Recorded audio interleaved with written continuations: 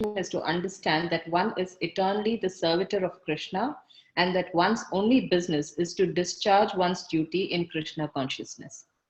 Perfect. So that is understanding the self. What is self-realization? Realization that we are not the body, we are the soul. And what is the constitutional position of the soul? The constitutional position of the soul is to be an eternal servant of Krishna. Thank you for your participation, Mataji.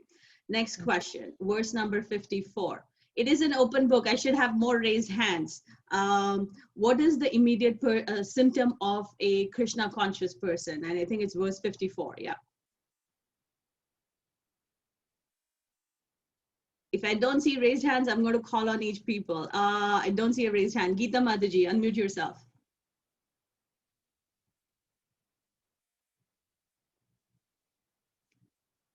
Geeta Mataji.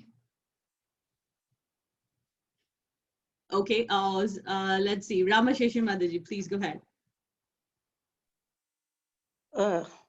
Mataji, Yes? can you hear me?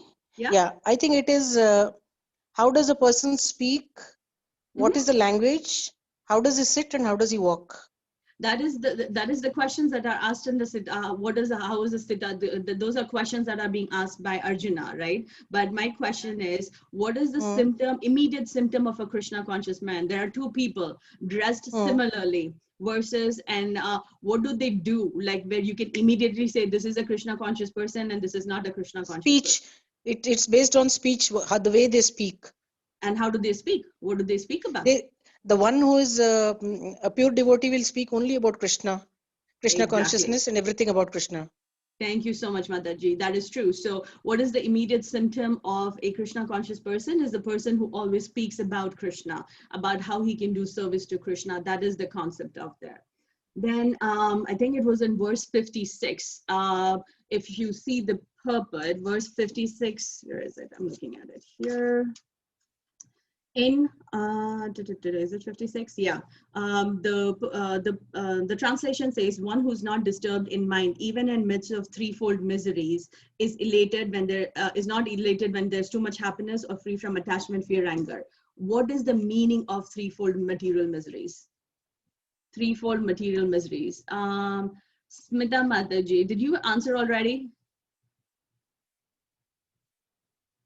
Smita Mataji. You all have the power to unmute yourselves. I don't have to, one second, sorry. Smita Mataji, did you already answer? Yeah, Mataji. Okay, Uma Mataji, go ahead. Mataji? Uma, please go ahead. Yeah, Hare Krishna, Mataji. One of the misery is because of the mind and the body, and one is because caused by others, and one is due to natural calamity. Hare Krishna, Mataji. Thank you, Mataji. Uma, I think Uma and Mataji, you were speaking. What are the three? She's given the description. What are the words? Yeah, it is Adi Bhaumik, Adi Bhaumik, Adi Bhautik. Adi Devik, Adi Bhautik, and Adi. That one I don't know. That's okay. Let's not talk over these. Hold on. Adhyatmik. Let's maintain the etiquette in the class. Let's please raise your hands and one at a time. Even though you can unmute yourself if one person is speaking, let's not talk over each other. Uma Kannan, okay, Smita Mataji, Uma Mataji answered. Uma Kannan Mataji, Smita Mataji, do you know the three? Yeah, Adi Devik, Adi Bhautik, or Adi Atmik. So, kaun sa? What is Adhyatmik? Adhyatmik. It's okay. Adhyatmik is material miseries. Give the English words, yeah. That's fine. So who can answer that? I have Srilata Mataji. Hare Krishna Mataji. Hare Krishna. Adi Bhautik is those miseries which arise from the mind and body. Hello? It's sorry. Adhyatmik, Mataji. Oh, sorry. Adhyatmik, sorry. And those miseries inflicted by other living beings is Adi Bhautik. Correct. And those miseries arising from national catastrophes or natural calamity is called Adi Daivik. Perfect. Yes. So when we read verses, you are supposed to take down notes, go back and read. That is why it's very critical. It's not a ghante ka class and then you don't go back and read. Please go back and read. That's when you'll start remembering things. And I think one final question. People who have answered, please lower your hands so we can give chance to somebody else. Last question, it's in verse, I think you finished at verse 57. According to the verse 57, what is the definition of the word samadhi? What do you mean by that? Raise your hands. People who have not answered, please participate. This is how we all learn. Anybody who's not raised hands before? Okay, Madhvi Mataji, go ahead. Hare Krishna Mataji, it is the person who is in full consciousness of, and he is in perfect transcendental knowledge or position of Sri Krishna or the Lord. And what is that position? What is that position, Mataji? I think it is Shuddha Sattva. But what does Shuddha Sattva mean? It means that you have self-realized, you know that you are the soul, you are not the body, and you are the eternal servitor of Krishna. Perfect answer. Yes, that's what we're looking for, because we want to that line, or that we are not the body, we are the soul, and the constitutional position of the soul is to be an eternal servitor of Krishna, will come like a loop on again and again and again and again. That is also one of the safest answers that you can give, but that is at least theory wise, we need to understand that when we get to the stage of understanding it, that will be different. Go to control senses. Perfect. I'm safe now. I've answered one question. Sita Mataji, I'm safe now. I've answered one question. Wow, I'm that kind of a terror in this class. Good to know. Good job. Good job, Sita. I'm going to pat myself. Good job. Yeah, you really need a pat. Yeah, thank you.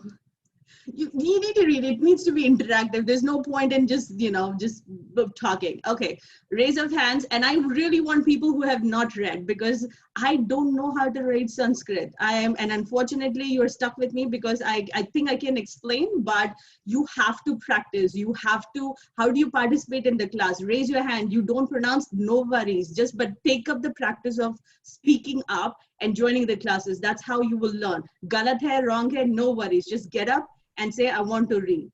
Duti Mataji and Meera Mataji are constant. Uma Mataji is also constant. I want a raised hand of somebody who's not done. And where are the Prabhus in the class? It's already only Matajis. Let me try and find a Prabhu. Krishna Swami Prabhu. Can you unmute yourself? Otherwise, they'll think all the Matajis are ragging the Prabhus and we don't give them a chance. Let's say we're going to start reading. Where is my book? Bear with me here.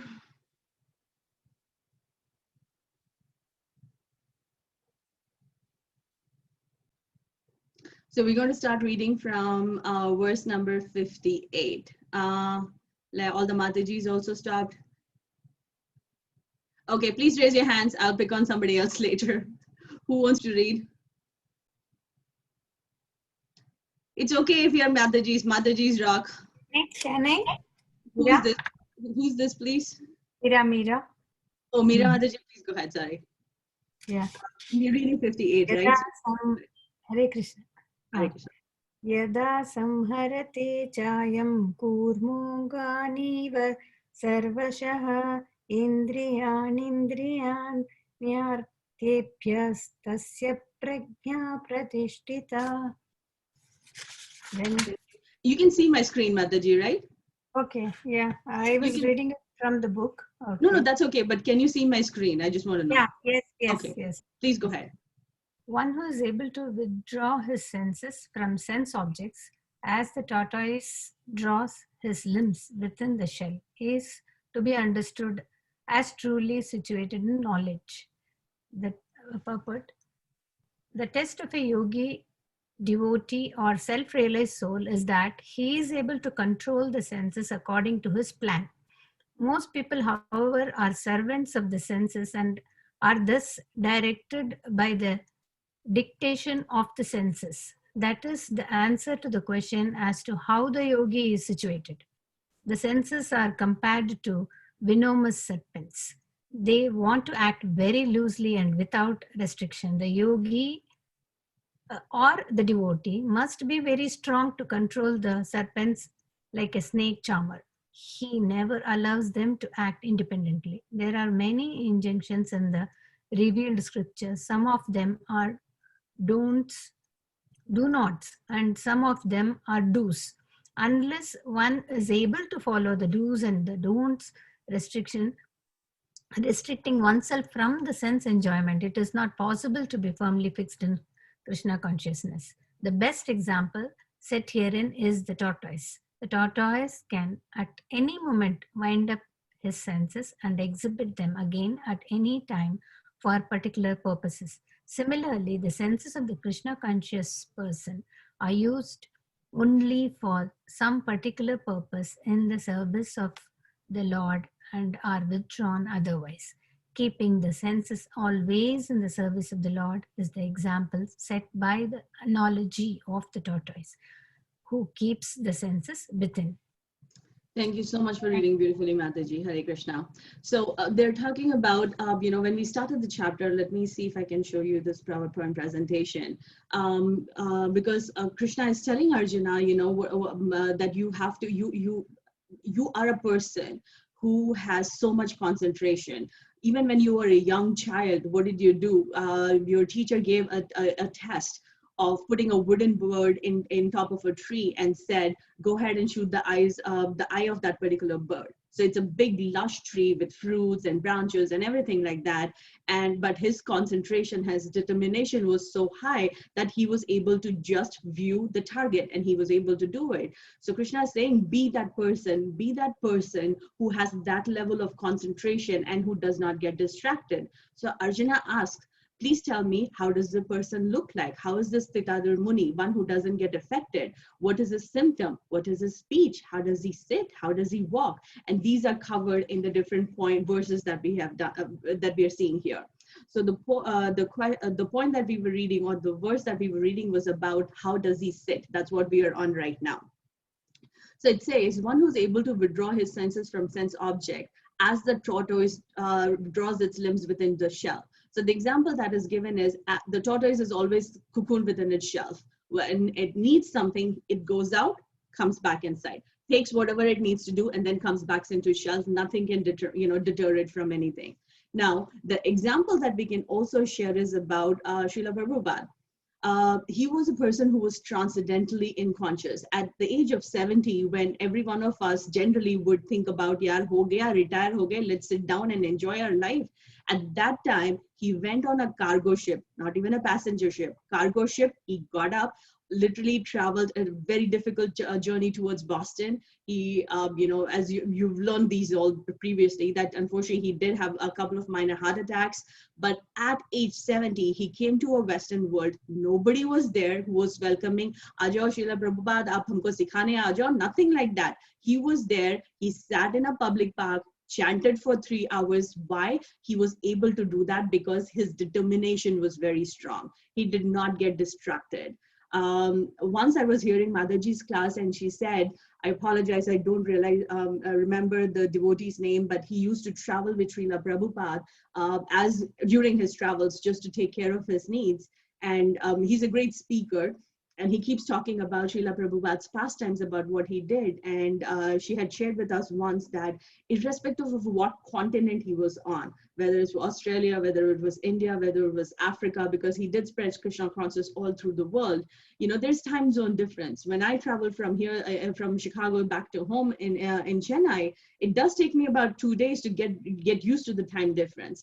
But this particular devotee who was always, serving Srila Prabhupada, he said there was not a time zone difference. Whether it was 12 o'clock was his time to study, he studied. If there was a time to translate, he translated.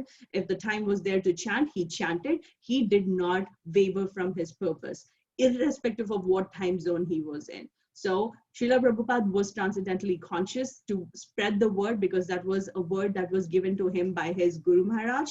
And now what he's doing is he goes out, he travels, comes back, translates book. He goes out, preaches, comes back and does it. So he's another example where we can say that, like a tortoise, it goes out, does what is needed for Krishna consciousness, and then comes back. And that is something that we all should aspire to do.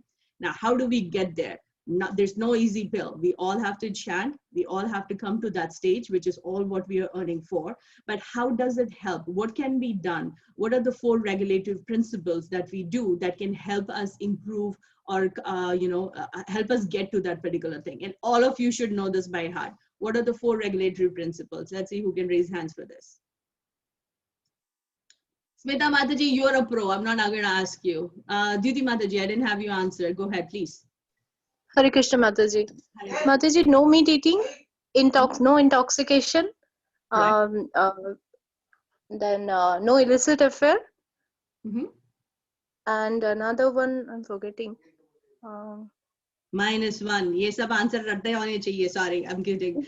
Let's see. I'm really sorry, Mataji. No. Questions answer. डर के रहना चाहिए अगली बार class में आने से पहले. Homework needs to be done. Sure, Mataji. Sure, Mataji. I'm just Hare kidding. Krishna, Have fun, Hare Krishna. Khushbu Mataji. What is the one point that she missed out? Khushbu Mataji. Hare Krishna Mataji. I believe she missed no gambling. Correct. Okay, so now it's not easy. Ek answer say. So what does meat eating take away from you? Meat eating take away. Yeah, those are 4 regulatory principles. Ye simple answer se nahi chhodne wali ho. Okay, who can answer? Who can tell me why were these 4 regulatory principles given? Because meat eating takes away something from you. Gambling takes away something from you. Who can answer that? Reshma Mataji, go ahead. Hare Krishna Mataji. Is it compassion towards living entities? Meat eating takes away the mercy from you, Mataji. So yes, it is there. We need to nail down the points. Okay, can you tell me the other ones? That's okay. Who is? One second, Mataji. 1 second. Is it Anjali Mataji speaking? Yes. Go ahead. Yes, Sita Mataji. Hare Krishna. No meat eating, no illicit relationship, no gambling, and no intoxication. You got that, Mataji. My question was, what does each one of them take away from you? Reshma Mataji, do you want to answer? I'm sorry. Oh, no worries, Mataji. Reshma Mataji. Gambling, you're committing sin, basically. So you're, No. I don't want interpretations. I want answers. These have been given 3-4 bar. I want answers which are given by Mataji. What does it take away? I don't want personal interpretation. I gave one example. Okay. Meat eating takes away the mercy from your heart. What does gambling take away? Not sure. We'll all be earning. Hare Krishna. Agle hafte nahi aayegi. Mataji will be there. She's not so strict. No, I'm just kidding. Hold on. Let's see. Kailash Prabhu, go ahead. Gambling takes away truthfulness. Illicit sex takes away cleanliness. Then okay. What is the fourth one? Teacher say question. 4 hi to hai. I'm kidding. So you said gambling, right? What does gambling take away? Truthfulness. Okay. Intoxication. Intoxication takes away the austerity and illicit sex takes away cleanliness.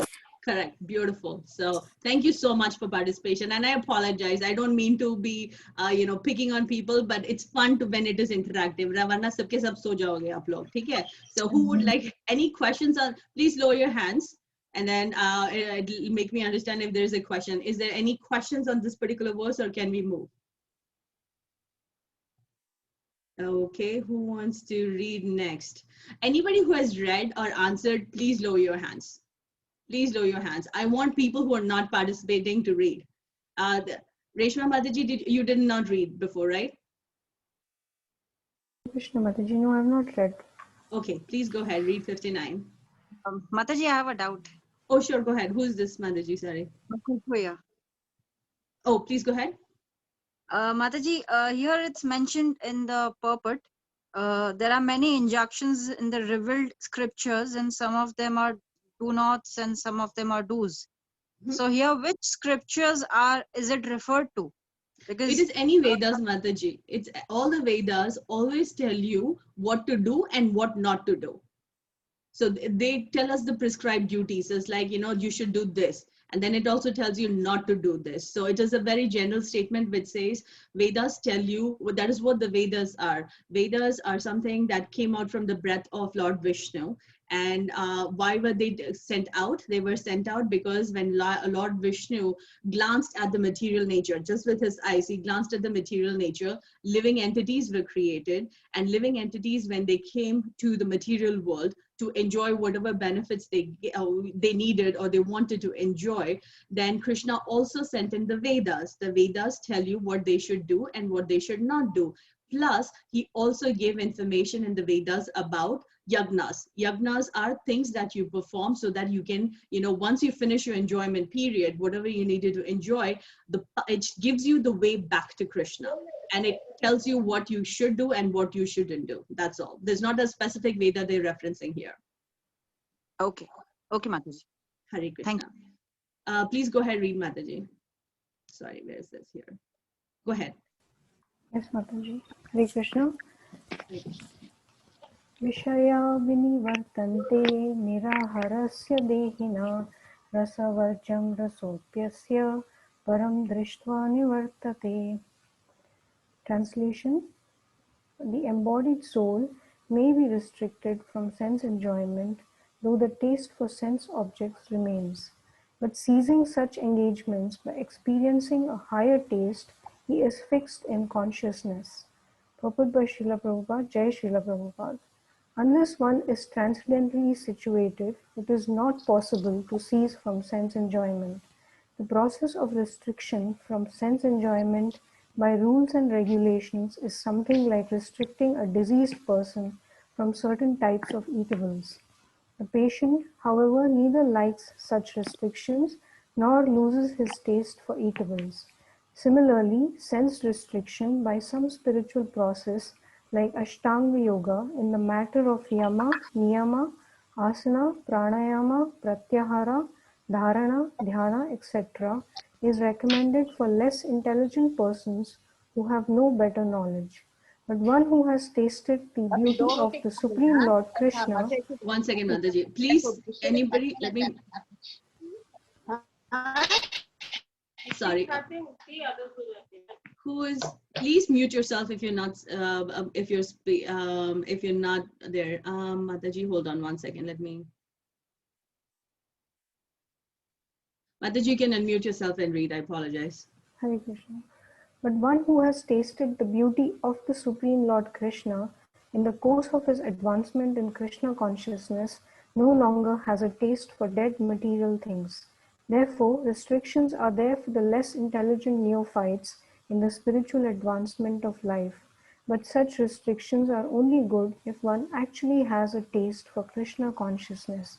When one is actually Krishna conscious, he automatically loses his taste for pale things. Hare Krishna. Thank you, Mataji. Thank you, Mataji. So it's saying that, the embodied soul may be restricted from sense enjoyment, though the taste of the sense objects might remain. So if we control our mind, we all think about the controlling of the mind saying, I should not eat. For example, one of the things on that is no meat eating. And a lot of us, including myself, I am a non-vegetarian. Unfortunately, I cook for the family. So what has chanting done to me? What has chanting done to me is in a week, I used to eat maybe 3 or 4 times. I'm a working person. So usually sometimes I would, in the evening when I come home at like 7 or 7:30, the kid and the husband are empty. So, are hungry. And if I didn't have time, I would just order food and do it. It was just easier for me. Now what I have done is, and I'm just sharing personal experiences, anybody else can chime in too. What chanting has led to do is it has put every time I eat it, there's a consciousness that keeps clearing. But it is very difficult to give it up. Anybody who is non-vegetarian here, it's very difficult to just give it up, that thing. If you have been able to do it, kudos to you, great job. But it comes with practice. And how does it come with practice is as you're chanting, as you're eating Krishna Prasadam, your consciousness gets cleared. So that is what has to be done, because you cannot, if you tell your mind you should not do this, it will go towards that thing. Versus if you engage your mind in something that is a lot more lot more tasteful, a lot more enjoyable, you don't feel that conflict in you. So it is something that will come with there. And that's what they're saying is, unless one is transcendentally situated, it is very impossible to cease from sense enjoyment. Another example I can share is, like, I think most of us are from India, all big, huge cricket fans, unless there is an exception to the rule. I had the capability of sitting and watching it for 3 or 4 hours. There was just recently a test match, and it was like I had the capability of watching a test match series also, not to T20 and cricket, but actual test match. I'm a huge fan of it. I will sit and watch. And that's not 3 hours. That's like for 4 or 5 days out there. However, now what has done is that instinct to sit and watch is not there. I still watch highlights. Itni realize koi nahi hua, itni jaldi koi nahi hota, right? But what happens there is when you keep chanting, you have that consciousness, nahi yaar, aaj mera apna round khatam karna. I need to do that. I should do that. So that you get that self-discipline in yourself.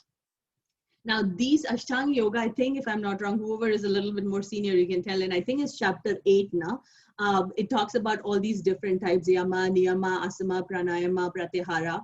All these Ashtanga Yogas are given so that a person who doesn't have that determination gets a little bit more discipline to try and do certain activities. However, the end goal is what? End goal is to become Krishna conscious, where you are devoting yourself to Krishna. So these are different techniques by which you can reach there.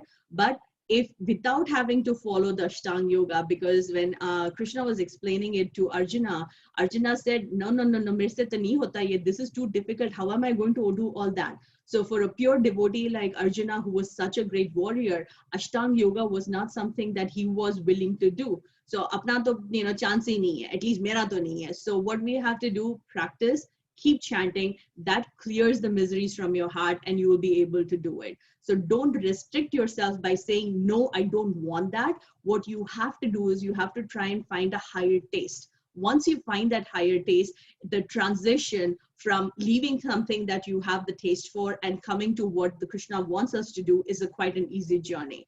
Versus if you force your mind, don't, your mind will actually go there and will want to do that. And what is being explained in the verse is, don't say no to something, just develop a higher taste, so it will be, the transition will be easier for you. Does anybody have any questions on this? Or did the examples make sense? If not, please let me know. We can try and see if somebody else can answer answer questions on this. You all have the power to unmute. Jyoti Mataji, go ahead. Hare Krishna Mataji. Mataji, I just had one doubt. Here it's mentioned, Mataji, in this phrase about neophytes. Mataji, if you can just tell me, like, I'm unable to understand what is neophytes, Mataji. Non-believers, Mataji. Okay, Mataji. Thank you so much, Mataji. Thank you, Krishna. Khushbu Mataji, go ahead. Mataji, can you please explain in brief what is Ashtanga Yoga? I don't know. Yaar, out of syllabus, maybe like I'm only in chapter 3 like you guys. Ashtanga Yoga is like, it's a process, Ashtanga. So for 8-limbed yoga practice, I don't have the PPT for that, but they use the different techniques to, the end goal is to become dharana. I don't know the definition, I'm sorry, but it's basically 8 ways by which you can reach Krishna. It's a step-by-step process, but the final goal of that is to reach, become transcendently conscious. So you can go through all the 8 different processes and reach there, or take the elevator straight to the 50th, 100th floor, which is what? Devotional service. I apologize. I don't have the exact definitions of Ashtanga Yoga, but it is something that will be covered, I think, chapter 8 or chapter 9. The informations are about each one of them is covered. So if you see here, because Ashtanga Yoga is not so important, Krishna only speaks about it in 1 chapter, versus the entire middle 6 chapters are based upon bhakti, because that is what everybody's aiming for. So I apologize, I don't know the answer for that, Mataji. No problem, Mataji. Thank you. Thank you, Hare Krishna. Krishna Mataji. Yes, Mataji. Go ahead. Mataji, neophyte in science means beginner, who begins the task. Who begins the task? Newcomer. Means he's a newcomer. So are they realized yet or no? No, they just started the Yeah, so process. okay, I might thank you for letting me know. So you, when I say non-believers, means they have not reached that consciousness of, you know, we're not the body, we're the soul. So beginners is also another one. Thank you for letting me know, Mataji. Kailash, is Kailash Prabhuji or Mataji? I see. I apologize. Mataji. अच्छा, आपका नाम क्या है? Sorry. Kailash Shah. Kailash Shah. Okay, thank you. Sorry. Do you have something, Mataji? No. Okay. Would you like to read?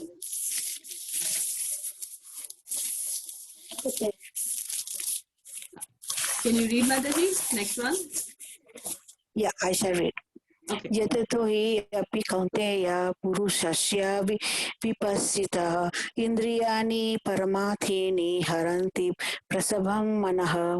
The senses are so strong and impetuous, O Arjuna, that they forcibly carry away the mind, even of a man of discrimination who is enduring to control them. Purport. There are many learned sages, philosophers, and transcendentalists who try to conquer the senses, but in spite of their endeavors, even the greatest of them sometimes fall victim to material sense enjoyment due to the agitated mind.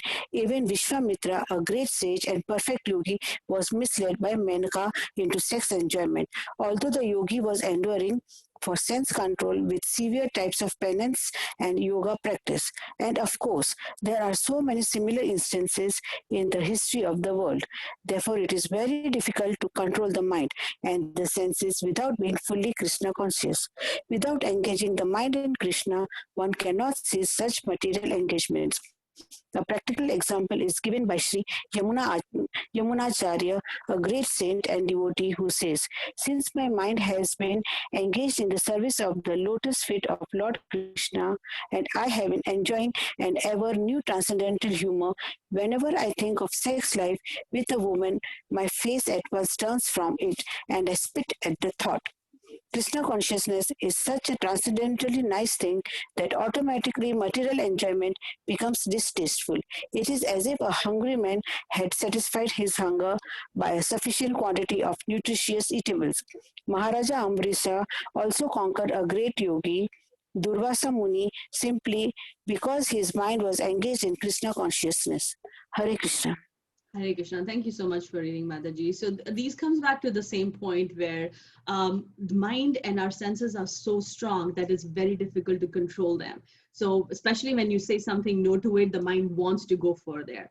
And a person who's, for the Mataji, who I think it was Kushru Mataji who was asking about, you know, Ashtanga Yoga, Vishwamitra was performing Ashtanga Yoga to reach back to, you know, to get that siddhi of being a great devotee, but he was a great sage. But the Ashtanga Yoga process is so difficult that it is quite easy to fall down from it.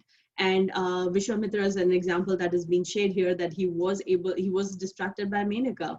And they're also talking about without engaging your mind in Krishna consciousness, which is basically eating Krishna prasadam, hearing about Krishna, reading Krishna books, and chanting, it is difficult. It is difficult. And it is something, you know, once we finish the required verses, I'll have you guys share your personal experiences about how chanting has helped you or changed what you are doing currently, but chanting helps. It is something that will consciously do it, because what it does do for you is, I know, and I'm repeating it, but the point cannot be said, you know, more enough than not, is chanting cleanses your heart. Chanting makes you not want to, you don't even think about it. The example I was giving about was cricket matches is, I did not even think. I knew the match was going on, but I did not even want to sit down, because I said, okay, I have to, you know, I have to prep for this class, so I'm preparing for it. I have to do it. But my mind did not miss it. My mind did not miss it, because it changes, your mind changes, your heart changes, and you don't have to do anything more. The only thing I have personally changed in my life is I've started chanting. No other difference. I'm still the same person. Mere ko abhi bhi gussa aata hai. I still get angry. I still do things that I normally do, but it does make you step back a little bit to say, you know, when you react, I do think like 30 seconds, should I be actually doing this? No. Okay, let me calm down. And there are people who are in my life as like, kya ho gaya isko? You know, like usually I'm a pretty volatile person, but the people are seeing changes in me. It's interesting. My mom and my sister also show up in these classes, and now it is a fun interaction. they were also cricket fans. They were also everything. Now the conversation in the family has changed, where my mom, I love her to death, but she gets a homework. She's in Tamil class. She gets a homework. She picks up the call and she says, "Iska answer kya hai?" As if I have answers to everything. But the conversation changes, and you doing your own small bit, whether it is high or whether it's low, whatever number of rounds you're chanting, you will see a change in yourself. You don't have to go out and preach to anybody else. People will come and say, I'm seeing a difference in you. I'm seeing you a lot more calmer. What are you doing? The listening capable, when they come and ask you, they're ready to listen, right? In the whole of chapter 1, Arjuna is just giving reasons. I don't want to fight because there's compassion. I don't want to fight because it's a sin. I don't want to do this. I don't want to. He's giving reasons again and again. Krishna does not speak. In the whole of chapter 1, this is a quick question. I'm going a chapter pehle. Who knows what verse did Krishna speak in? In the whole of chapter 1, Krishna only speaks one. Raise of hands. Who knows that answer? Are yaar, sab so gaye? Anybody there? Nobody? Did everybody leave this class? There are 40 people here. Swati Mataji. Text 11. What is text 11, Mataji? I don't think so. Right. Sorry. No worries. Anybody else can chime in? Kailash Mataji. Open book. ये open book है ना? Book open करो. देखो. Who knows the answer? You can unmute and say.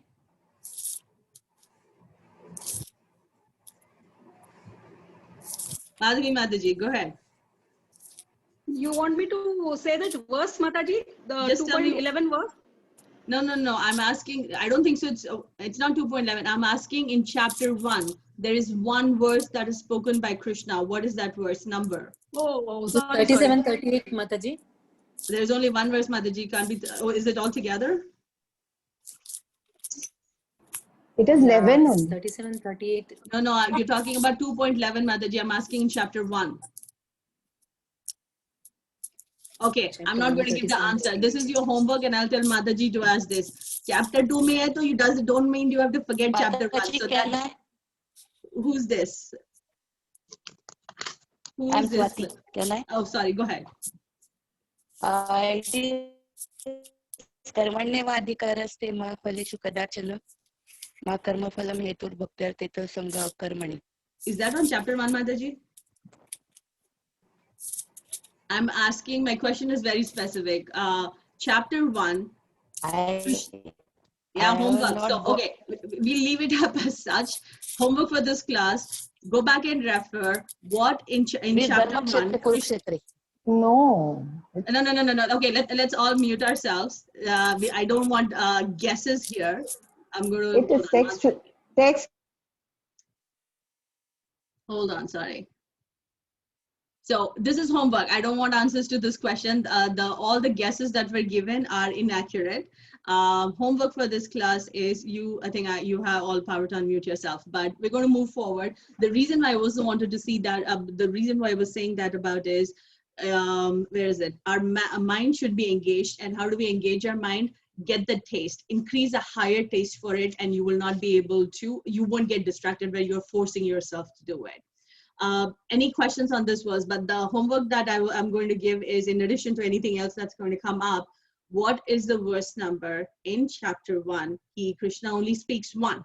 You need to find out what that verse number is and repeat back to Mataji in next class. Swati Mataji, did you have a question on this verse, or can we move? I think you can unmute yourself, right? I am allowing people to unmute. Okay. Anybody else? Ekta Mataji, you read, right? Can you read the next verse? Ekta Mataji.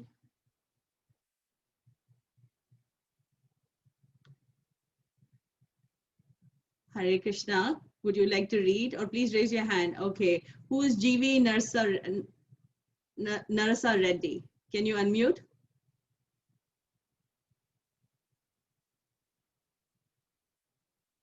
यार class इतनी boring थी कि सब सो गए यहाँ पे. Neha Sarkar Mataji, can you unmute?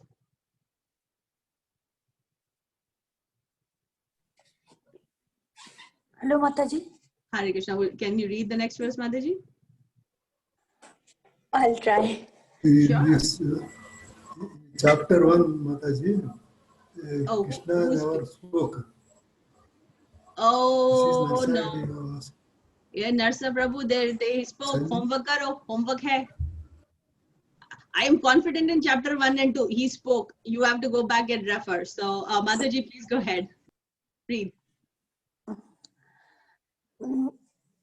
मैं शुरू करूं? Please. तन्नि सर्वाणि संयम्य युक्त असिता मत्परः वशे हि यस्येन्द्रियाणि तस् प्रज्ञा प्रतिष्ठिता.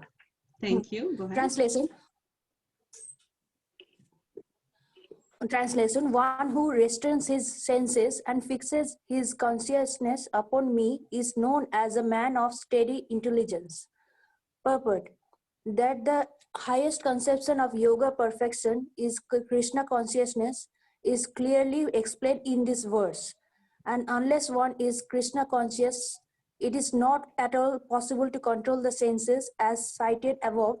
The great sage Durvasa Muni picked a quarrel with Maharaja Ambarish, and Durvasa Muni unnecessarily became angry out of pride and therefore could not check his senses. On the other hand, the king, although not as powerful a yogi as the sage, but a devotee of the Lord, silently tolerated all the sages' injustice and thereby emerged victorious. The king was able to control his senses because of the following qualification as mentioned in the Srimad Bhagavatam. करो try करो. ठीक है. स वै मनः कृष्ण पदरविन्दयो वचंसि वैकुंठ गुणानवर्णने करो हरेर मंदिर मर्जनादिषु श्रुतिं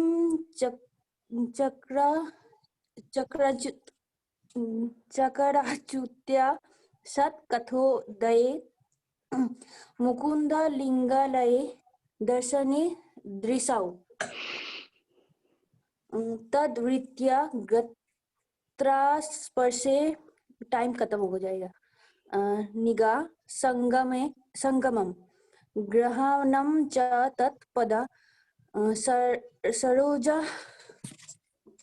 सरोजा सौरभे श्रीमद् तुलसी रसानम तद अर्पिते पदो हरे क्षेत्र पदानुसर्पणे शिरो ऋषिकेशा पदाभिवंदने कमं च दश्यनातु कम यया यथोत्तमा श्लोका जनश्रेया रति. Great job, Mataji. I read this the first time, and you read way better, 1,000 times better than me. So please read the next one too. Thank you, Mataji. King Ambarisha fixed his mind on the lotus feet of Lord Krishna, engaged his words in describing the abode of the Lord, his hands in cleansing the temple of the Lord, his ears in hearing the pastimes of the Lord, his eyes in seeing the form of the Lord, his body in touching the body of the devotee, his nostril in smelling the flavor of the flowers offered to the lotus feet of the Lord, his tongue is in tasting the tulsi leaves offered to him, his legs in traveling to the holy place where his temple is situated, his head in offering obeisances unto the Lord, and his desires in fulfilling the desires of the Lord. And all this qualification made him fit to become a Matparaha devotee of the Lord. Bhagavad Gita 9.4.18 to 20. The word Matparaha is most Significant in this connection, how one can become a Matparaha is described in the life of Maharaj Amrisha. Srila Baladev Vidyabhusana, a great scholar and Acharya in the line of Matparaha, remarks, Mad Bhakti Prabhavena Sarvendriya Vijaya Purvika Swatma Drishi Sulabheti Bhavaha. The senses can be completely controlled only by the strength of devotional service to Krishna. Also, the example of fire is sometimes given as the small flames within burn everything within the room. Similarly,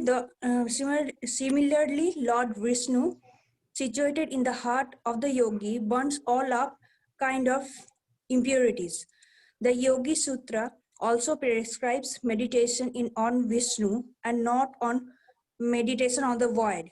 The so-called yogis who meditate on something which is not the Vishnu form simply waste their time in a vain search after some phantasmagoria. We have to be Krishna conscious, devoted to the personality of Godhead. This is the aim of the real yogi. Hare Krishna Mataji. Thank you so much, Mataji. And I apologize, I didn't realize the verse before I picked on you, but you read very beautifully. So thank you. Now you can read any verse, right? That is how you should all fight over for reading this, because that's how you will practice. Class mein bechare fas gaye sabke sab, so you all have to listen, but that's how you practice. We can't go and ask somebody else, this is a very non-judgmental class. Practice reading. I have not improved. If I didn't chant, I would not have started memorizing shlokas, which I'm only still at chapter 2. There are people here, I think Smita Majaji can recite all the 700 verses if I'm correct, but how do you get that? You get it with practice. You just can't say that nahi mere se nahi hoga. So get the chance, practice it. Nobody is going to say you're not pronouncing it right or wrong. So coming back to this verse, it's saying that one who restrains his senses and fixes his consciousness upon me is known to be a man of steady intelligence. Because again, we're talking about controlling our senses, like tortoise goes out and then comes back inside, takes what it needs and then comes back inside. But that takes practice. Here they're talking about the example that is given about King Ambrisha. Who can tell me, who knows the story about King Ambrisha and the sage who came? Raise of hands.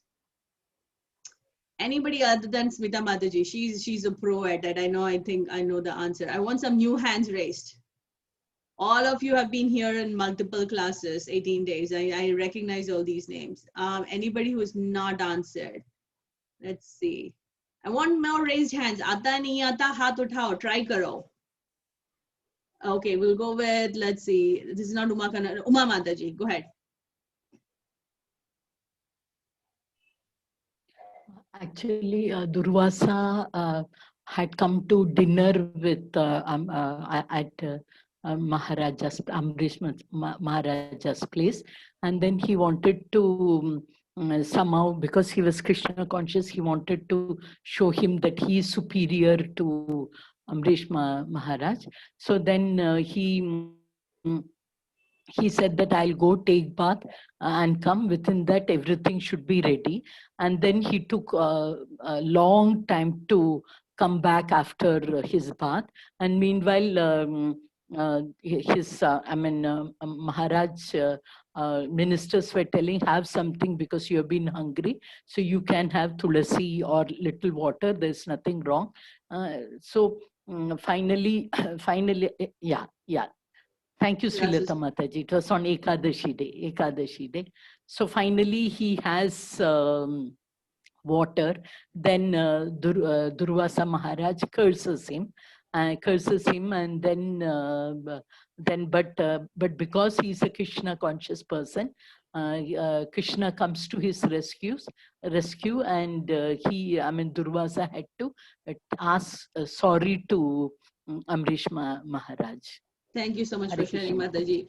Yeah, so the main point on there was it was a day that Durvasha Muni was very powerful sage, but he was quite jealous of King Amrisha, because his Krishna consciousness was how Krishna conscious he was. The word was spreading around, so he wanted to come and prove a point that he was a lot more powerful than him. It was the day of Ekadashi, and the vrat needs to be broken at a certain point of time. But the etiquette is, if you have a guest coming over, especially a brahmana, the brahmana needs to be fed first before you eat.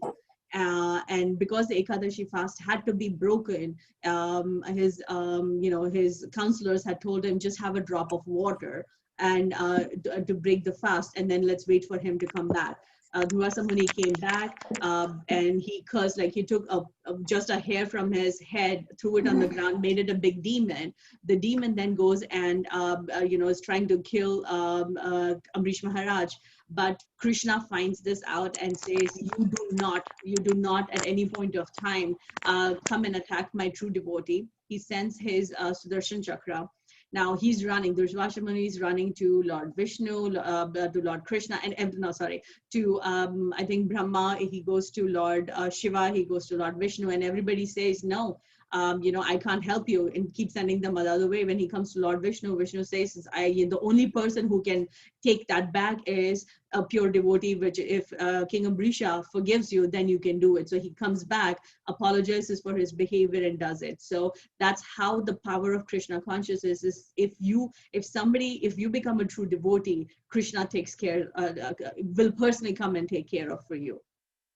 There was also was that the story? Yeah, that was a story on there. So how he is doing it is he's using all his senses. Very beautifully explained as, he's fixing his mind on lotus feet of Krishna. He's using his words to describe the Lord. He uses his hands. He's using all his senses and doing what? He uses his hands to clean the temple. He's hearing about it. So using his ears, he's hearing about the pastimes of Krishna. He's looking at the deities and he's using his eyes for it. He's smelling the flowers that are being offered on the lotus feet of Krishna. So we have to use all our senses. Once we use all our senses to try and become Krishna consciousness, we will come to the stage. I forgot to go research this Matparaha devotee. If I'm not wrong, I think it means a very true devotee, a devotee of Krishna. I might go back, unless somebody knows the exact meaning of the word Matparaha. Do you know that? Anybody? Uma Mataji. Oh, sorry, go ahead, Khushbu Mataji. Mataji, it's mentioned about, it means in relationship with me, that is in relationship with Krishna. But that's a devotee, na Mataji. Where is it explained? Mataji, below the verse in the explanation. Oh, it's not in the, it's in my book. Okay. In the meanings, Mataji, meanings. Anybody else? Meanings. What's that, Mataji? The meanings. Hare Krishna, Mataji. It's there in the meanings. Matpara, in relationship with me. In relationship with me, yeah, but I don't know if that is an exact, if I believe it's one of the, a true devotee is what it means. Let me get a little bit more clear. I'm pretty sure it is that, but in relationship with me, about how, like, a person who is completely Krishna conscious, okay, a true devotee, if we'll keep it at that way. So that is what we have to come to the sense. We have to come to there. So the senses can only be controlled if we increase our devotional service to Krishna. So like a small fire, if you leave it in the room, it burns up the whole thing. Chanting will help you clear the impurities in your heart. So, and they're basically saying chanting and concentrating on that sound. You chant and you hear, you chant and you hear. That is way better than just pure meditation where you're meditating on something which is like completely void. So that is what is the main aim of Krishna is, main aim of yoga. What does, actually, let me come back. What is the meaning of the word yoga? What does that mean? Who can tell me that? What is the meaning of the word yoga? Linking with God. Hold on. Let's speak. Linking with God. Hold on. Mataji, is it connection? Yes. So people who have answered, please give other people chances. Okay. Please wait for your turn. Thank you. You all are knowledgeable, but I'm trying to encourage people who are not speaking to give them the chance. Shanta Mataji, please go ahead. In union. With what, Mataji? With God. Yep. Thank you. So that is what it means. Like, you know, when we come to the stage where we are able to connect and understand what it means, it's connection with the God, or union with the God is what yoga means. So if the goal of yoga is to reach Krishna, rather than going and concentrating on something void, or rather than going and doing all this Ashtanga yoga, devotional service is the best way to reach Krishna. I think how much time we have? Do we have another 15 minutes? Sorry, I'm trying to think. I'm not used to taking time at this class. Anyone, is it an hour or usually it's an hour and a half?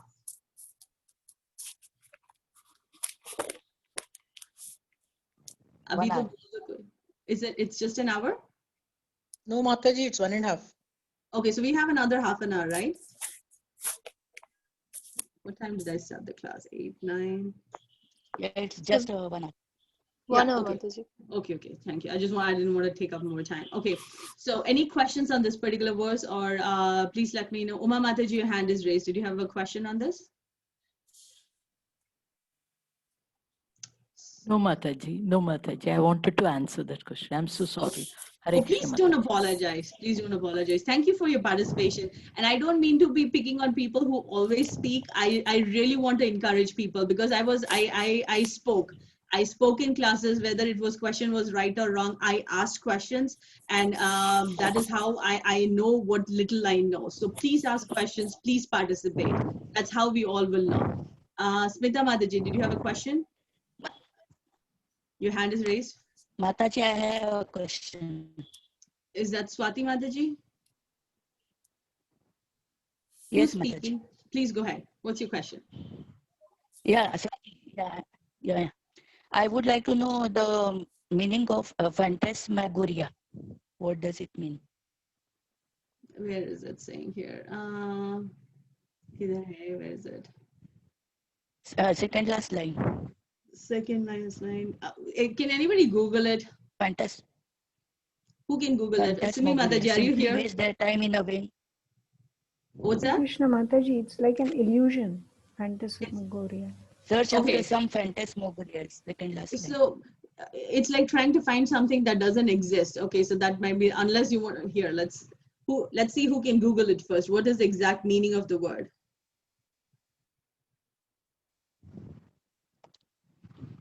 Anybody? Mataji, can I something dreamlike or fantastical or unreal? So is that a Google definition, or is that your definition? Yeah. No, you said to Google, so I Googled it. Perfect. So something which is not real, Mataji. That's what it means.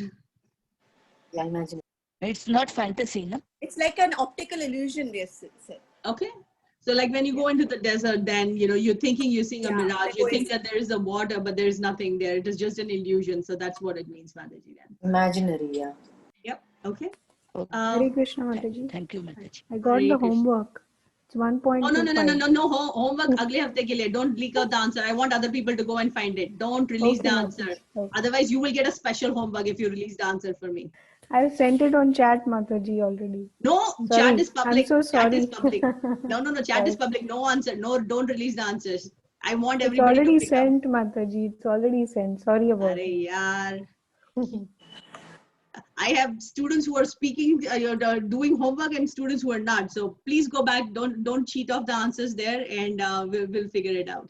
Who would like to read? Ranjana Ramesh Mataji, please go ahead. We were on 62, right? Yeah, there. If I can, please have you read 62 and 63 for me, please. Can I start? Please. Dhyayato Vishayan Pumsaha Sangastesu Ajayate Sangats Sanjayate Kama Kamat Krodo Vijayate. Translation. While contemplating the objects of the senses, a person develops attachment for them, and from such attachment lust develops, and from lust anger arises. Purport. One who is not Krishna conscious is subjected to material desires while contemplating the objects of senses. The senses require real engagements, and if they are not engaged in the transcendental loving service of the Lord, they will certainly seek engagement in the service of materialism. In the material world, everyone, including Lord Shiva and Lord Brahma, to say nothing of other demigods in the heavenly planets, is subjected to the influence of sense objects, and the only method to get out of this puzzle of material existence is to become Krishna conscious. Lord Shiva was deep in meditation, but when Parvati agitated him for sense pleasure, he agreed to the proposal, and as a result, Kartikeya was born. When Haridas Thakur was a young devotee of the Lord, he was similarly allured by the incarnation of Maya Devi. But Haridas easily passed the test because of his unalloyed devotion to Lord Krishna. As illustrated in the above mentioned verse of Sri Yamunacharya, a sincere devotee of the Lord shuns all material sense enjoyment due to his higher taste for spiritual enjoyment in the association of the Lord. That is the secret of success. One who is not, therefore, in Krishna consciousness, however powerful he may be in controlling the senses by artificial repression, is sure ultimately to fail, for the slightest thought of sense pleasure will agitate him to gratify his desires. Okay, Thank one you, second, Mataji. Mataji. Let me see how big the other one is.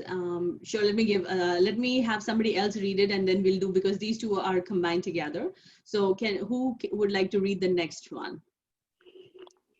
Hare Krishna Mataji. Hare Krishna, Prabhu. What is your name, Prabhu? I don't want to call you 108. Dr. Prakash Parekh. Hare Krishna, Prabhu. Do you know how to rename your name on Zoom? So you click on your default, click on more, and then you can hit rename, just so that we remember it next time. Hare Krishna. Would you like to read the next one? Yes, Mataji. And please rename so that you can be representatives of the Prabhus in the group. Go ahead. Most certainly. Thank you. Hare Krishna. Please read. Krodad bhavati sammoha sammohat samspriti vibramaha smriti brahmasad buddhi naso buddhi nasat pranasyati. Shall I go on for translation? Please, translation and purport. From anger, delusion arises, and from delusion, bewilderment of memory. When memory of bewildered, intelligence is lost, and when intelligence is lost, one falls down again into the material pool. Purport. By development of Krishna consciousness, one can know that everything has its use in the service of the Lord. Those who are without knowledge of Krishna consciousness artificially try to avoid material objects, and as a result, although they desire liberation from material bondage, they do not attain to the perfect stage of renunciation. On the other hand, a person in Krishna consciousness knows how to use everything in the service of the Lord. Therefore, he does not become a victim of material consciousness. For example, for an impersonalist, the Lord or the Absolute, being the impersonal, cannot eat.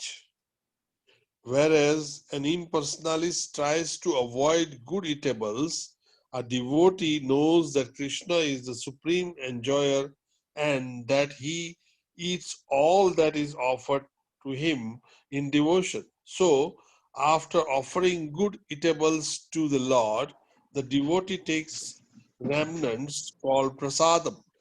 Thus, everything becomes spiritualized and there is no danger of downfall. The devotee takes a prasadam in Krishna consciousness, whereas the non-devotee rejects it as material. The impersonalist, therefore, cannot enjoy life due to this artificial renunciation. And for this reason, And for this reason, as slight agitation of the mind pulls him down again into the pool of material existence. It is said that such a soul, even though rising up to the point of liberation, falls down again due to his not having support in the devotional services. Thank you so Thank much, you, Prabhu. Mataji. Thank you, Hare Krishna. So these Hare two Krishna. verses, and I will put it in there. I don't have on top of my head. There are certain verses that needs to be memorized in the verses that we have read. I will put it up as a homework in addition to the other one. So where were we here? We did the Matprarha. So here's we're talking about while contemplating the objects of senses, a person develops attachment for them. So the root cause of all our problems is contemplation. It comes when we start thinking about something. An example I think Mataji likes to give out is, let's say there's a new movie coming out. Misery wahin se shuru hoti hai. Okay, next week movies shuru hone wali hai. We have to do booking now. So the movie is next week, but the problems start happening immediately. Oh, I have to book ticket. Oh, I have to do that day. I have to finish work quickly. That day I have to get my kids' homework done by this time. That day I have to do this. So the concept of the idea of when the problem occurs starts from where? From the mind. An idea develops when you want to enjoy something outside of Krishna. The problem starts right there and there itself. Because when you're thinking about objects of senses, a person feels attached to them, like you start feeling an attachment. Once you have the attachment, from attachment, lust develops. And when lust goes beyond a certain point, anger develops associated with that.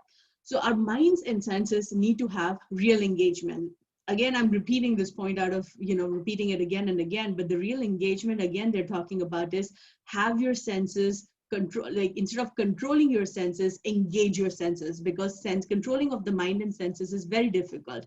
It is like a serpent that is completely out of control that is going. So how is the serpent controlled? Like a snake charmer, blows the flute or whatever that they do to try and control it. So you need that. And who's that serpent controller? Is engagement. Engagement is somebody similar to like a sapera who's controlling this, controlling the snake. So what you have to do is you have to completely put your senses or keep them occupied. If you keep them occupied, they tend not to get distracted. How can you keep them occupied? You can read, you can chant, you can hear, but we have to do that. You coming to these classes just for 1 hour a week is not sufficient. Pick up the book, pick up the read. Ye tote ki tarah, I keep repeating it every time because that's the only other way. These verses are clearly explained, but it can be taken out of context. So when you finish a class, go back and read what you have read, because when you read it, it might, what is being said, again, I'm not the perfect person around here, but I learn it the way I learn it. Your Krishna consciousness is a very individualistic journey. What you connect, what I connect to, you might not be able to connect to that. But how do you connect to it? You go back and read the purports. That's how you will keep improving in what you're doing. So they're saying to get rid out of that puzzle of material existence, you have to become Krishna conscious. How do you become Krishna conscious? Is you have to engage. Keep your senses busy. If you keep your senses busy, you tend not to get distracted. I will show you a PowerPoint that she presents in the class. Let's see if I have this here. 1 second. This was the chart I was talking about. So objects of senses, this is there because the next two verses are combined together. So the problem arises from objects of senses. Once the idea comes into our mind, we start feeling an attachment towards it. When the attachment develops and it becomes a little overcrowded, then lust develops from it. From lust, you get anger. From anger, when you become anger, you become delusional because you don't know, you get confused what to do, what not to do. And when you are in that confused mind, you get bewilderment of memories. You're not able to take a light, sorry, let me see if I can mute everybody.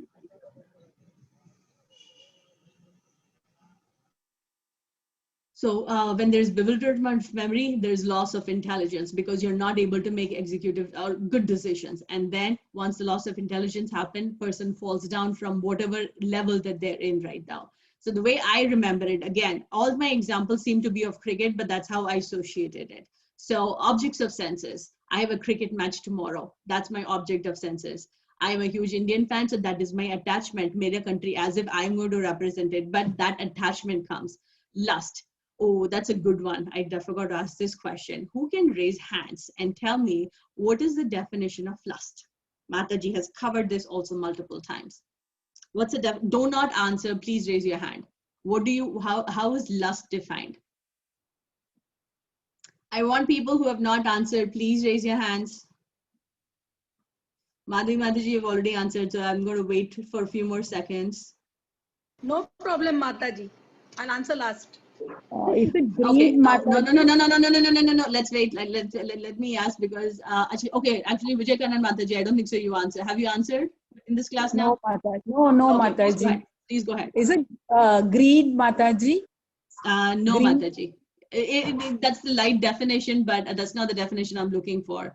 Umakana Mataji, you have answered. Anybody else? Please raise your hands. Who's this? Let's see. Who have I not heard from? Kasturi Raghavendra. Can you please unmute yourself? Even if you don't know the answer, I would like to hear your voice. Kasturi Mataji, please. Yeah, Hare Krishna Mataji, wanting to have more and more in life. There is no end to it. Okay, thank you. Thank you for sharing and thank you for speaking up. Let's see. I am going to make people speak today. Next time, Shravanti Mataji, you have not spoken. Unmute yourself.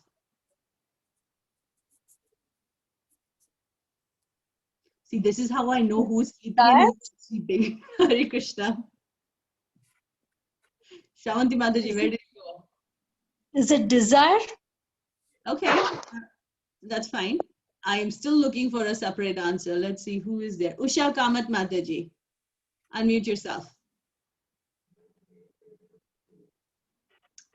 Usha Mataji.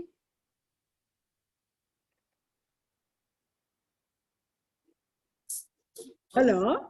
Yeah. Hare Krishna Mataji. I think lust is the biggest enemy of human, as it engages one in the sinful activities and degrades himself. That's good, Mataji. I'm looking for a definition of lust, which is provided by, it was actually said by, I apologize, but it's a lovely definition. What's the difference between lust and love? Okay, let's go back. Diti Mataji, go ahead. Hare Krishna Mataji, lust is something, Mataji, which as for my knowledge is concerned, I feel lust is something like, we are busy in sense gratification. We are not happy with what we have. Our desires are unlimited. We are very much encircled in our material, world and fulfilling our desires. There's no end to our desires. And Mataji, pardon Mataji, you asked the difference between lust and what, Mataji? Love. Love. Love means, Mataji, attachment for our near and dear ones. But if we, redirect our love towards Krishna and be Krishna conscious, then, we can get rid of this material world, the lust, greed, anger, the root cause for all this is, due to sense gratification. So these are our personal answers. I'm looking for one specific answer. Simi Mataji, not Simi Mataji. Can I answer? Hold on. I think I've asked you this. Sima Mataji, go ahead. It's an unwanted. It's a desire. In the wrong. So what? Please, all of you, you need to mute yourself. Hold on. There's a lot of background noise. So where is this here? 1 second. I'm still allowing everybody to unmute. See, Sima Mataji, you were saying something. Please unmute yourself. Sima Mataji? Simi. Oh, who is actually? I had asked Sima Mataji. Is she here? I thought I saw her. Sima Mataji. Where are you? Kama, okay, Mataji? Is this Kama? Okay, hold on. 1 second. Can you hear me? Everybody. So, Simi Mataji, go ahead otherwise. Yeah, it's an intense desire. I said intense desire for something. Okay, you're all giving me examples of what you think it is. I'm still waiting for that answer. Definition of this has been given in the beginning. Mataji, Kama? Okay. Can I answer? Did you Can hear I me, answer Mataji? Hold on. Please calm down. This is your classy, eh? Raise your, tell me who's speaking. Who is speaking? Dr. Parekh? Sure, go ahead, Dr. Parekh. What's the definition I'm looking for? Difference between lust and love. Compelling desire to have it. That is lust.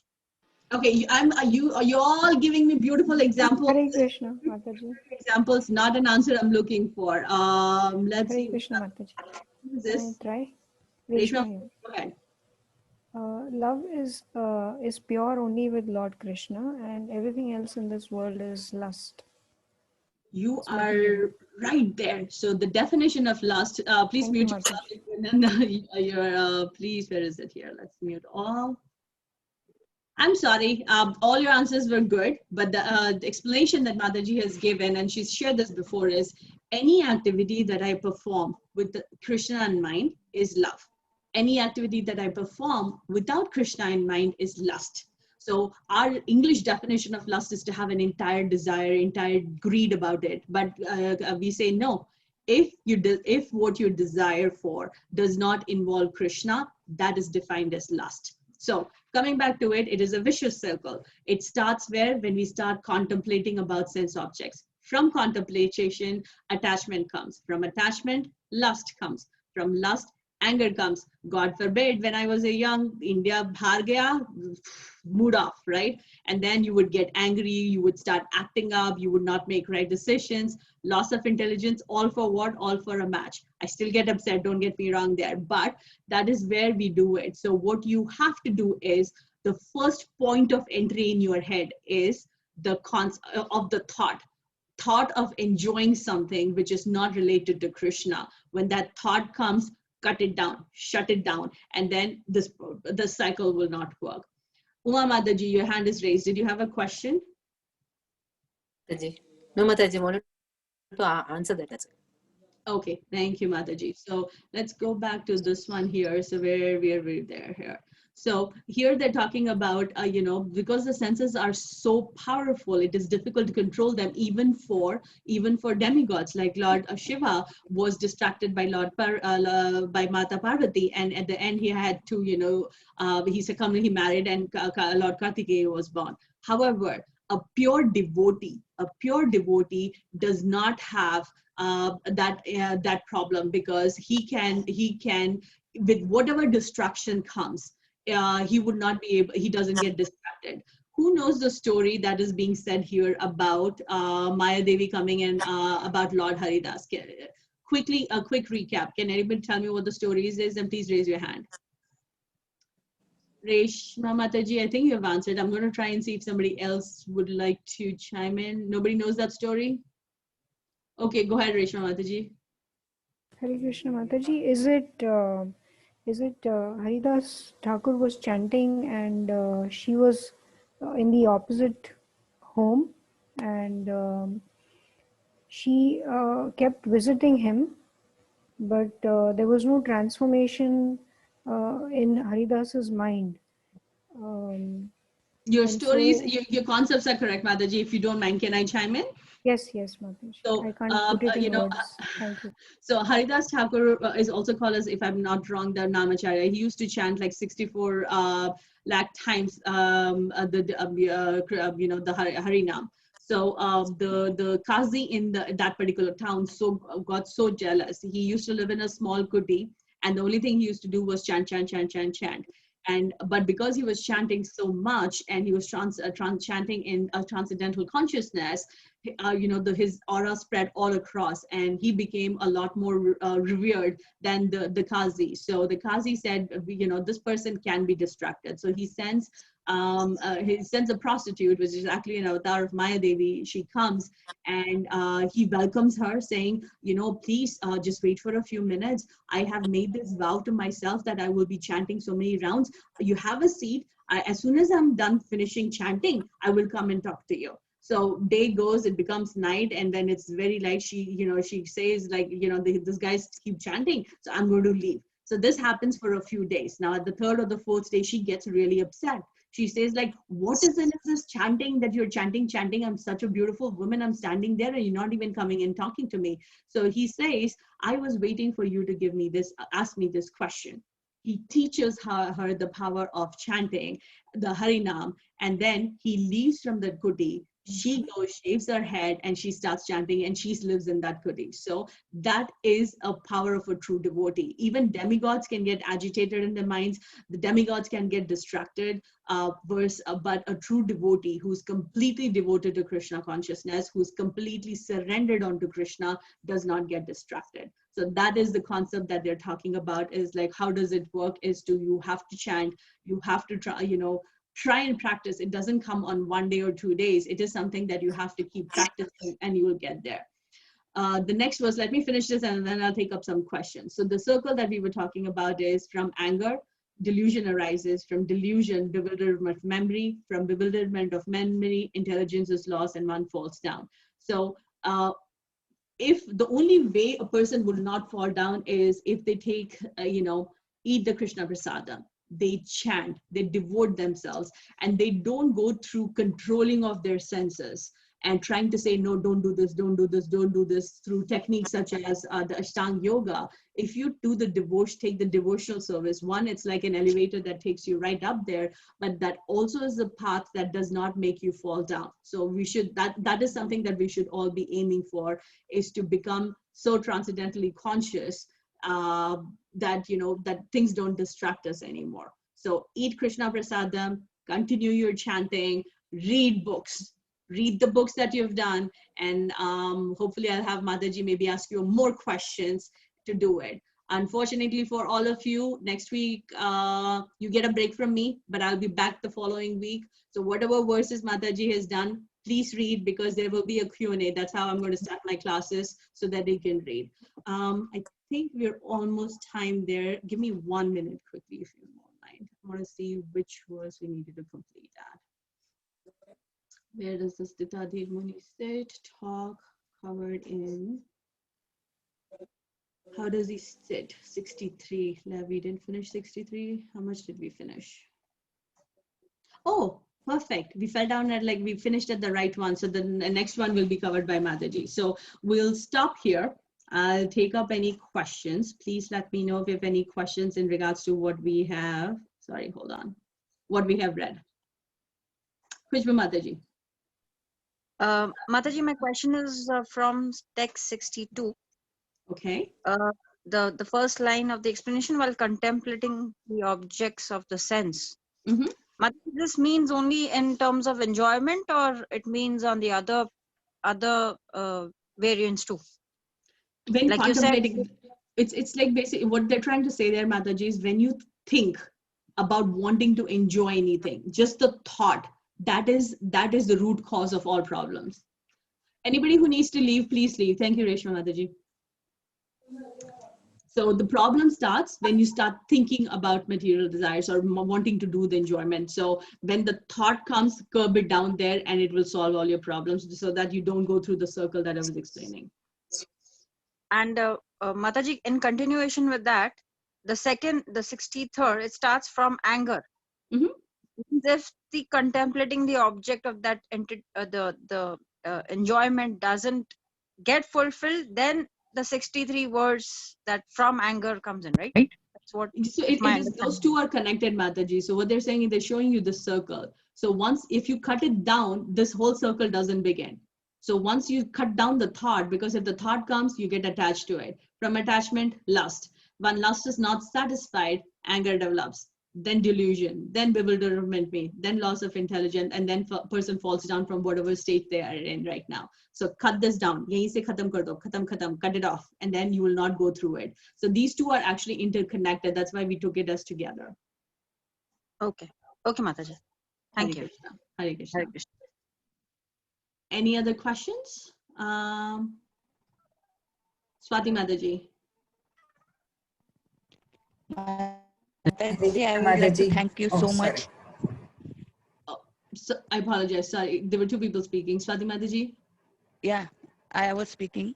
Oh, sure. I'd like to thank you so much, because in the last class I stated that my chanting was not in proper way.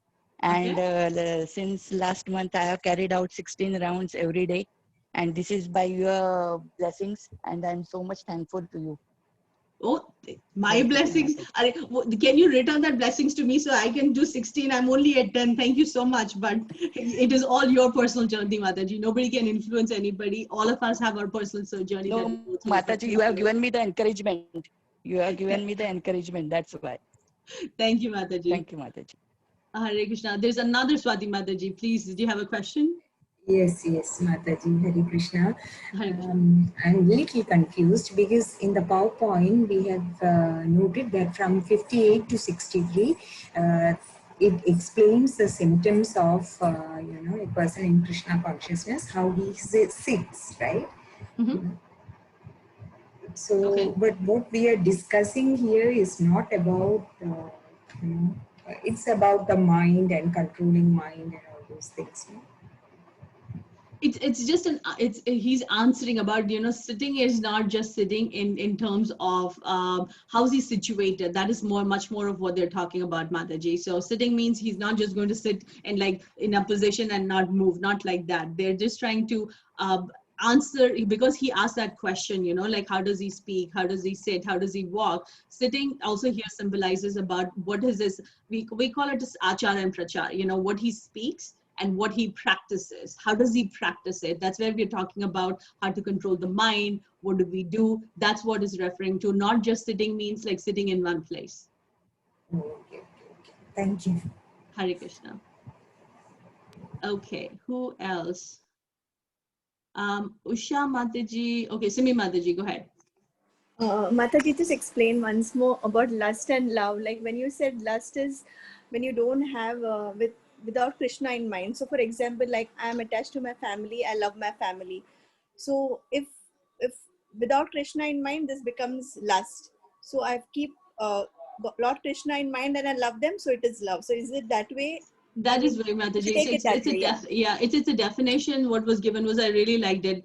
And I should remember references. Unfortunately, that is not my area of expertise. But I think it was Mataji's Guru Maharaj, or it is some Vedic reference where it says where any activity that you do without Krishna in mind is lust. Any activity that you do with Krishna in mind is love.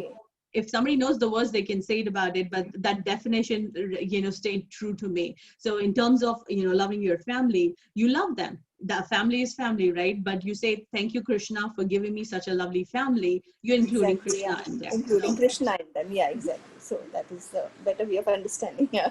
Yes, Mataji. Yes, Mataji. Anybody else who has a question? Varna, all the best. You get Mataji back next week, and then homework. Week after, I'm coming back with my list of questions. So be prepared. Read, chant. Anybody else? I'm really thankful for all of you for bearing with me. But I'll stick around to see if there's any questions. Otherwise, you all have the power to unmute yourselves. Hare Krishna. Hare Krishna. Thank you, Mataji. Hare